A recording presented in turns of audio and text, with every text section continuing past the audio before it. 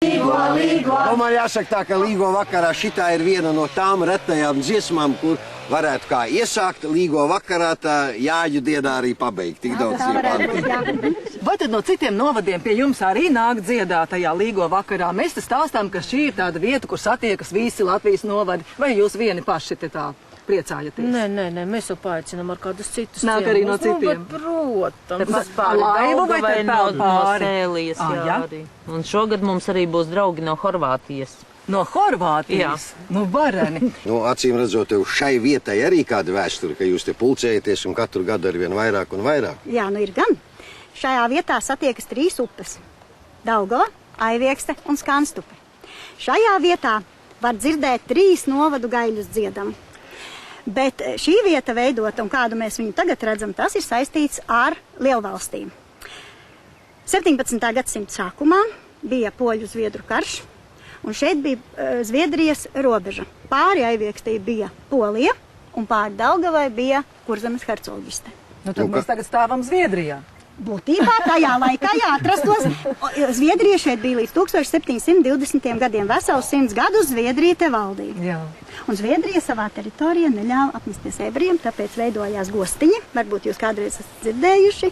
Gostiņi, Trentelberģis, kā viņi tur sauc. Trentelberģi, kā tad, jā, tādus. Uz Trentelberģi, no Skroderdenam Silmaša. Jā, tieši tā, jā. Nu, tagad jau ir tādas tradīcijas tik nenormālas palikušas. Jūs zināt, kā cilvēki, man liekas, kas viņa Jāņas iebrauc lielveikalā, sapērk šašliks, iebrauc pļavās, sēgu kaut kādu ugunskura saliek, ieslēdz radio, lai citi dzied un aizmirst pa Jāņiem. Bet kas jums, kā jūs īpaši svinat šeit? Pati galvenā ir tā rotāšanās pirms Jāņu gaidīšanas, tas vakara gaidīšana, jo ja nav tā procesa, tad Jāņas vakaru nekādīgi nevar ne izjust, ne saprast. Tad, kad aiziet pļavā, saplūst zāles, novīja vainagus katram pašam, kādreiz lopiem daudz. Lopiem uz ragiem pina. Vai māju izpušķo, pagalmus izpušķo. Tad jau ir tā Jāņu sajūta. Bez tā nav nekā. Nu, kāda jūs varētu teikt, ka Jāņos tāda jūs Jāņu himna, ko jūs šeit dziedat? Nu, ko pieliekat? Mums jau tā patīk tāda dieva dziesma, tāda, par to plato cepuri, tā sajūta. Mēs gribētu varbūt nodziedāt. Tur to zirni pārsviež, tas nozīmē, ka to zirni mēs sev pārsviežam un tā kā sevi attīram. Viņai tāda ļoti liela jēga tai dziesmai. Jānīti, Dieva dēls ir līgo, līgo, tavu platu cepurīti līgo. Visa plašā pasaulīte līgo, līgo, apakš tavas cepurītes līgo. Ai, Jānīti, Dieva dēls ir līgo, līgo, tavu kuplu cepurīti līgo. Auga mieži, auga rudzi līgo, līgo, apakš tavas cepurītes līgo.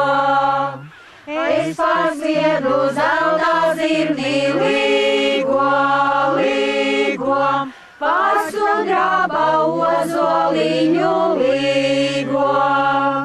Lai tas kritas kanedāmis līgo, līgo, uz Jānīša cepurītes līgo. Paldies, saku māmiņai līgo, līgo, kā Jānīti vārdā lika līgo. Kad atnāca Jāņu dienā līgo, līgo, visi Jāni audzināja līgo. Mums tomēr ar Esmeraldu ienāca prātā viens tāds interesants jautājums. Jā. Vai tie 2 ugunskuri, kas šeit ir, tie ir par godu mums abiem diviem domāti? Tas ir, kad vienu nevar aizdedzināt, tad otrs rezervē. Nē, būtībā šis ugunskurs būs iedegts vakarā. Šis būs vakarā? Pēc 10. vakarā iededz